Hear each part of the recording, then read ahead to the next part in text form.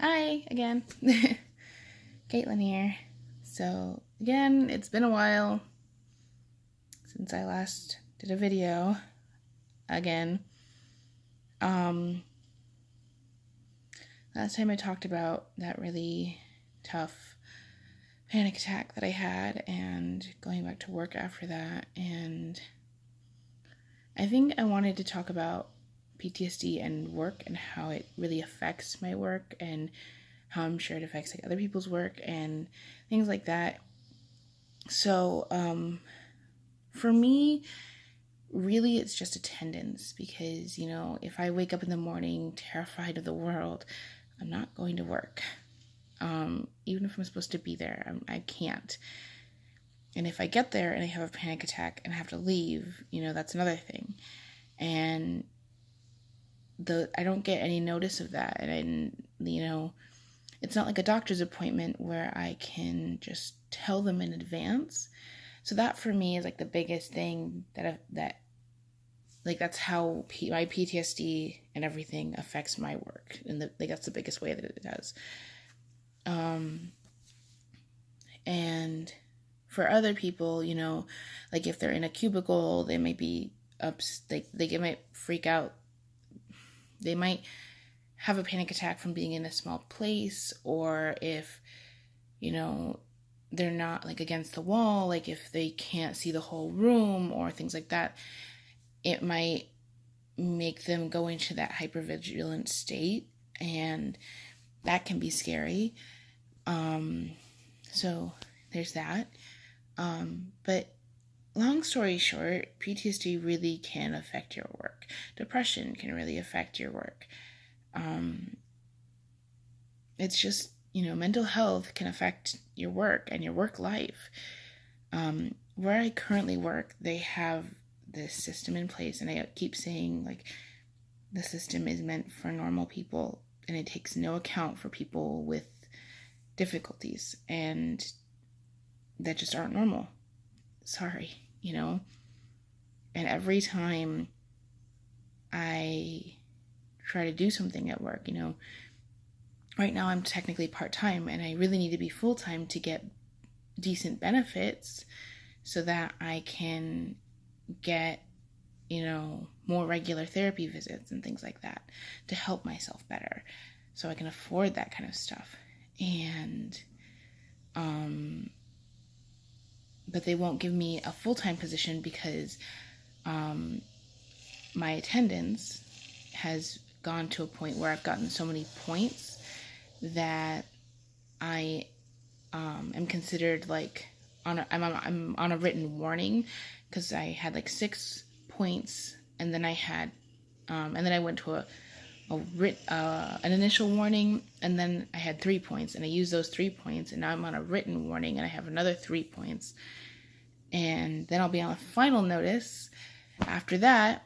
And so because I'm on a written notice, I don't qualify for any promotions, which includes going to full-time, which includes getting a raise, which includes getting a better position. I legitimately can't do anything except for my job, which isn't that great. I'm just a cashier, so it's not helping me at all.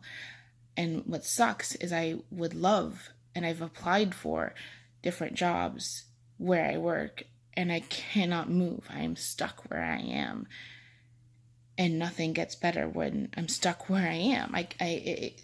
The system completely blocked me out and limited me. And when I first started and was first having strikes and stuff, and one of my initial, I was like, yeah, and I didn't want to talk about it, and I was like, oh yeah, sorry, I'll get better, it's fine. I just took it. But now I'm seeing a therapist, and I have words for what's going on, and I have a name for what's wrong with me, and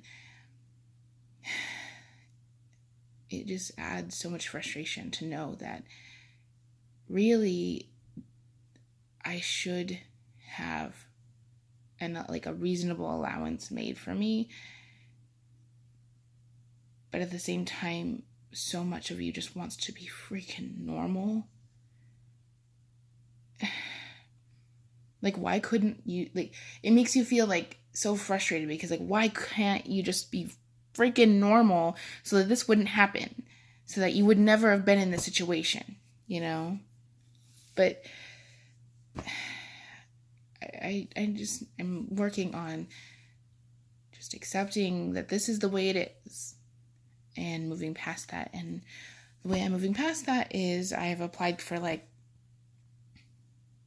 probably 15 jobs at least for different companies and places and jobs and positions. And finally, one called me back and I did my phone interview today. So I'm excited. So hopefully I get an interview. Now, something I wanted to talk about with that, with a new employer, you know, going to an interview and stuff like that. Something that was my first worry was, how do I explain PTSD to them? How do I request, you know, a flexible attendance program?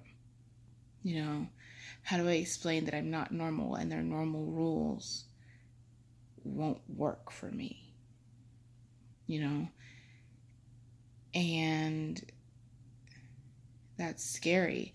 And the first thing so they had the phone interview and then they're going to have a face-to-face interview.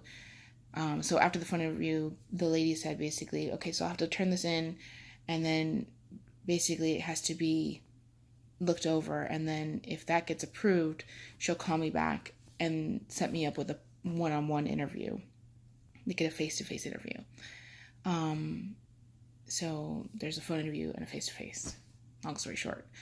And I was really worried about like, okay, how do I explain this? And I started asking people questions. I asked my therapist, and of course, she called me like yesterday to set this up. And I was like, yeah, first thing in the morning, no problem. And so my therapist wasn't in yesterday, so she couldn't answer any of my questions. So they took a note for her and they said that she'd call me back today. And that worried me, but I was okay with that. And then I talked to my husband and he had no idea how to help me. And then I talked to one of the guys that works in HR. And he's like lower on the totem pole, so he's not like the HR manager or the assistant HR manager. He's like below both of them.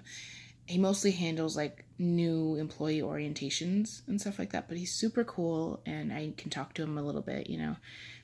And he actually also started with therapists at the same location that I did for his mental health stuff. And, you know, he said, first, just don't. He was the one that really settled things for me. And he said, well, you don't have to say anything during the phone interview. And I didn't like, you should.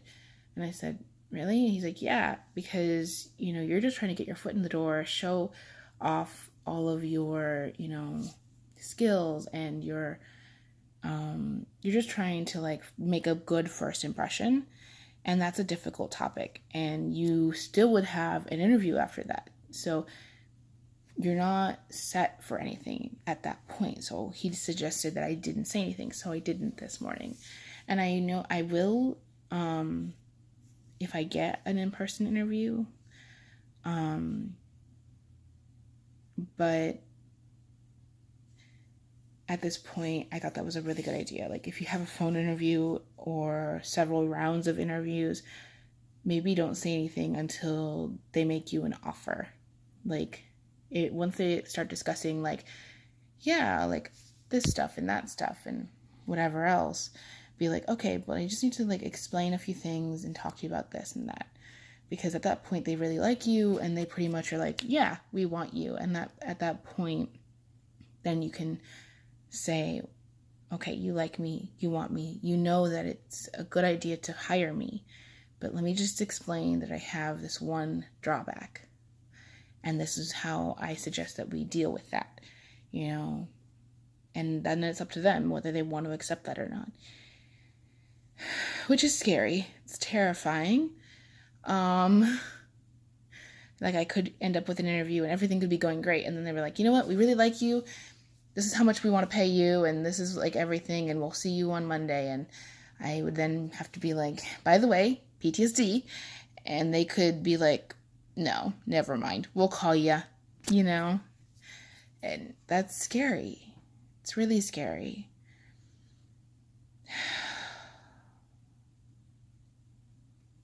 It's,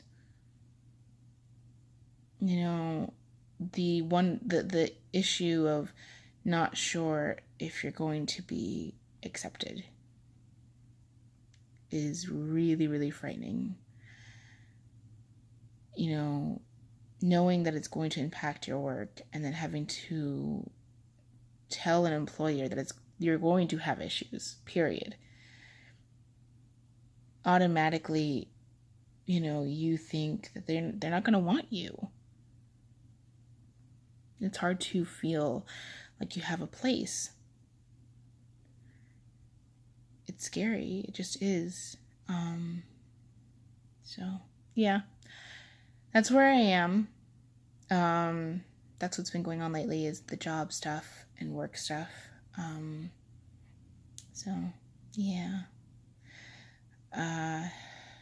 Anyway, I made like this like list of things that I like wanted to talk about at some point. So, I think next time, unless something else comes up, I'll probably talk about like my husband and my family. So, yeah. That stuff. Anyway, I think that's all for right now. If you guys have any suggestions or, you know, similar experiences, anything, leave it down in the comments. And, yeah, that's it. See you again next time. Bye.